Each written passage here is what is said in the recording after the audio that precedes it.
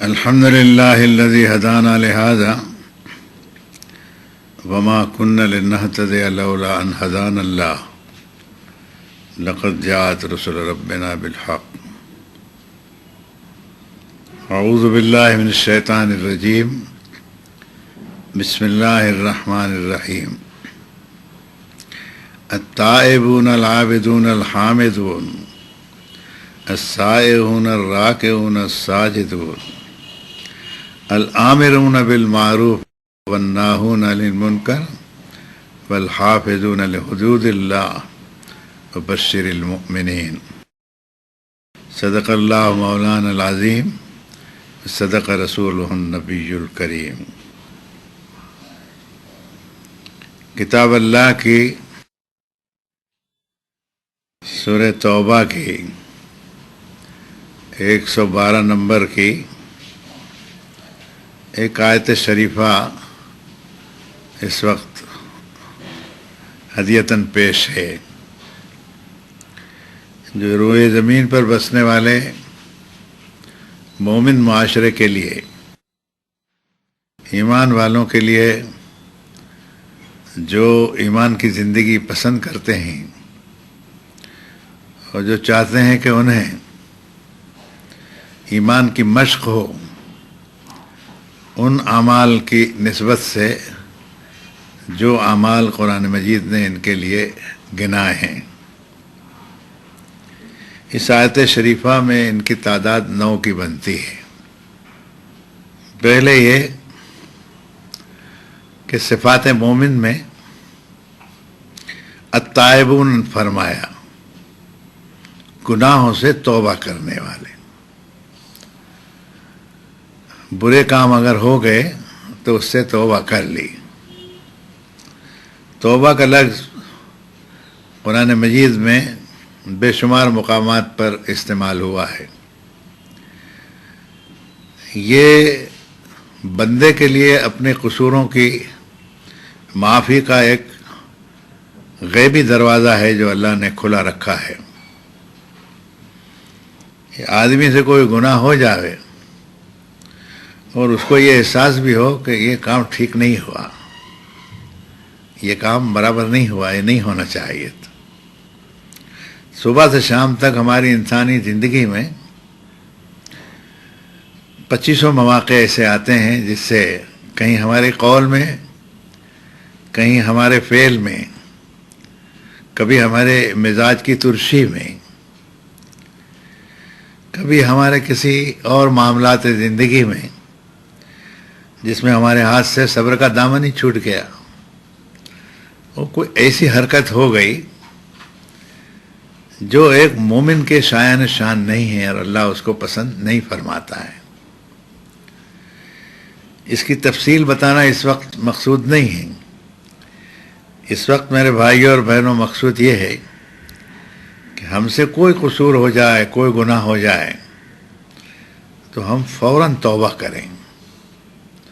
توبہ استغفر اللہ، یا اللہ یہ مجھ سے قصور ہو گیا، رب انی ظلمت نفسی فاغفر لی فغفر له انہ هو الغفور الرحیم. پروردگارہ یہ کیا ہوا، میں نے تو اپنے آپ کا نقصان کیا، اپنے اوپر ہی میں نے ظلم کیا، مجھے بخش دے. فاغفر لی مغفرۃ من عندک، تیری طرف سے خاص مغفرت کا سایہ مجھ پر ہو. بندوں کی توبہ کو قبول کرنا اللہ تعالیٰ پسند فرماتا ہے. اس لیے فرمایا ایک مقام پر کہ ان اللہ یحب التوابین ویحب المتطہرین، کہ اللہ تعالیٰ محبت فرماتا ہے ان لوگوں سے جو توبہ کرتے ہیں. مطلب یہ ہوا کہ مومن بندے سے غلطیاں سرزد ہوتی ہے، کوئی بندہ بشر ایسا نہیں ہے جس سے کچھ نہ کچھ قصور نہ ہوتا ہو. توبہ کا دروازہ اللہ تعالیٰ نے کھلا رکھا. اب اس میں گناہوں کی بڑی بڑی قسمیں ہیں، چھوٹی بھی ہیں بڑی بھی ہیں. محقرات الذنوب جو حدیث میں کہا گیا، چھوٹے چھوٹے گناہ جس کو حقیر سمجھ کے لوگ ٹال دیتے ہیں، وہ بھی اسی فہرست کے اندر آتے ہیں. کہ ایک مومن اپنے آپ کو اپنے رب کے دربار میں جانے سے پہلے دنیا کی موجودہ زندگی کے اندر تائب بنا لے، توابون بنا لے وہ. تو اللہ تعالیٰ نے یہاں توبہ کرنے والوں کی تعریف فرمائی ہے، اور جو 9 صفات بیان ہوئے ہیں اس میں توبہ کا ذکر پہلے آیا. پھر ان 9 صفات کے 112 نمبر کی آیت جو سورہ توبہ کی ہم نے پڑھی، اس میں 9 صفات پورے ہونے پر اللہ تعالیٰ نے حضور صلی اللہ علیہ وسلم سے فرمایا کہ بشر المومنین، کہ محمد صلی اللہ علیہ وسلم یہ مومن لوگ ہیں جنہوں نے توبہ کی، ان کو احساس ہوا کہ ان سے قصور ہوا اور انہوں نے فوراً توبہ کی، اللہ کے سامنے سر ڈال دیا کہ خدایا رب انی ظلمت نفسی، مجھ سے قصور ہو گیا. تو فرمایا کہ ان صفات کے جو حامل ہیں ان کو آپ بشارت سنا دو، آپ خوشخبری سنا دو، آپ شبھ سوچنا سنا دو ان کو بخشش کی اور مغفرت کی، اور رب العالمین کے دربار میں ان کی توبہ کی قبولیت کی. توبہ کے اصل معنی پلٹنے کے ہیں، واپس ہونے کے ہیں. پھر توبہ کے بارے میں رب تعالیٰ شانہ نے ہم گنہگار بندوں کے لیے بڑی بشارتیں بھی رکھی ہے کہ من تاب وآمن وعمل صالحا فاولئک یبدل اللہ سیئاتہم حسنات وکان اللہ غفورا رحیما. گناہ کیا، توبہ کی، پروردگارا یہ کیا ہوا مجھ سے، یہ تو میں نے بڑا غلط کام کیا، میں توبہ کرتا ہوں کہ آئندہ سے انشاءاللہ میں ایسا نہیں کروں گا.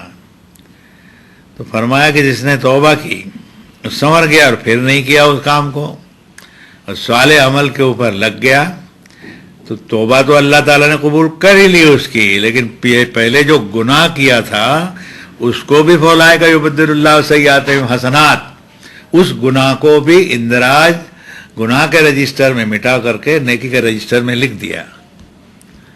اللہ تعالیٰ کی کبریائی اور اس کی بڑائی بیان کریں ہم کہ تائبین کے لیے اللہ تعالیٰ نے کیسی کیسی بشارتیں رکھی ہے. پھر توبہ کے ساتھ میں اور بھی چیزیں لگی ہوئی ہیں.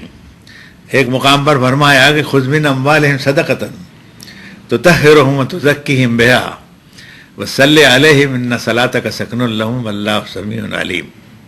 الم یعلم ان اللہ یقبل التوبۃ عن عبادہ ویأخذ الصدقات وان اللہ هو التواب الرحیم.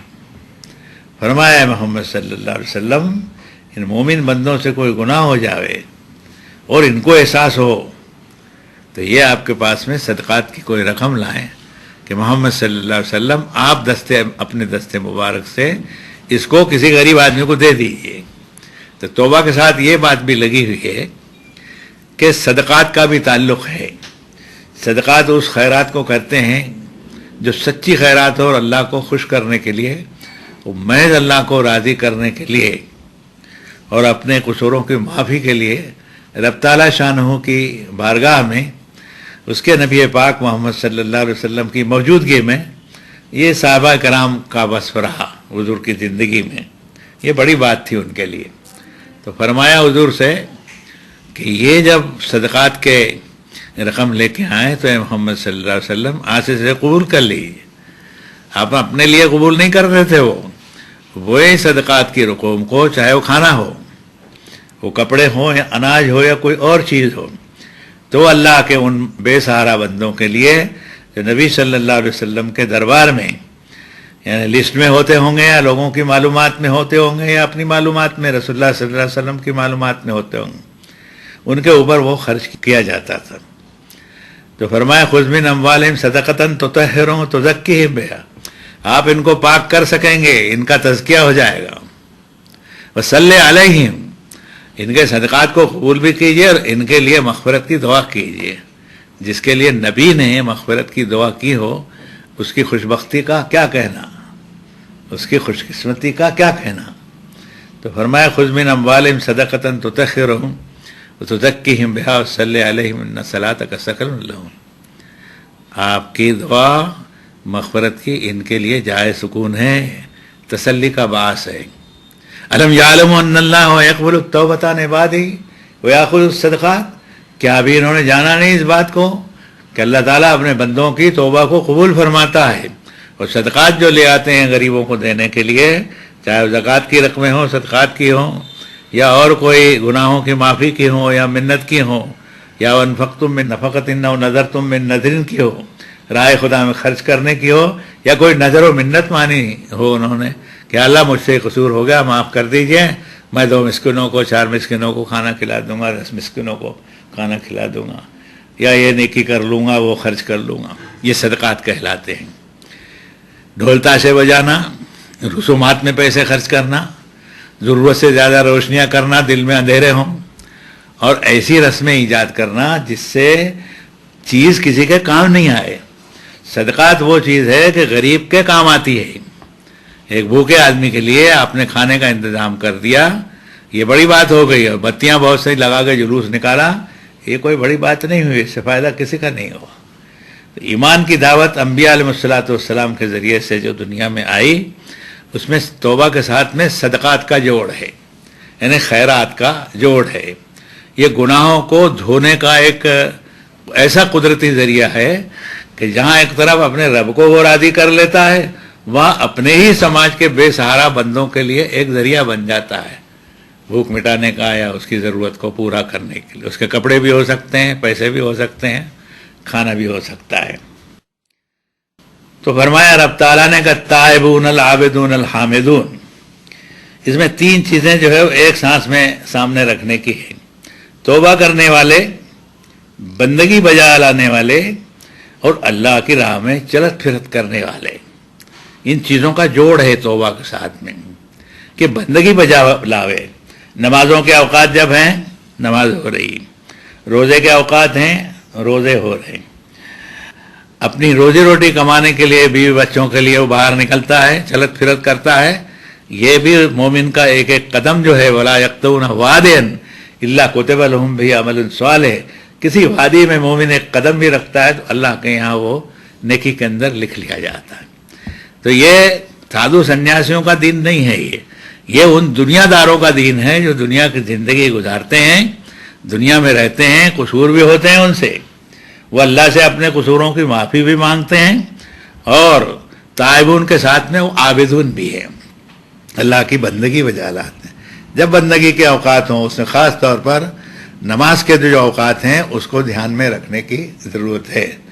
اس لیے سامعین کو، بہنوں اور بھائیوں کو توجہ دلاتا ہوں کہ صلاۃ المکتوبہ جس کو حدیث شریف میں کہا گیا، یہ 32 رکعتیں ہیں، فجر کی 4، ظہر کی 10، عصر کی 4، مغرب کی 5 اور عشاء کی 9۔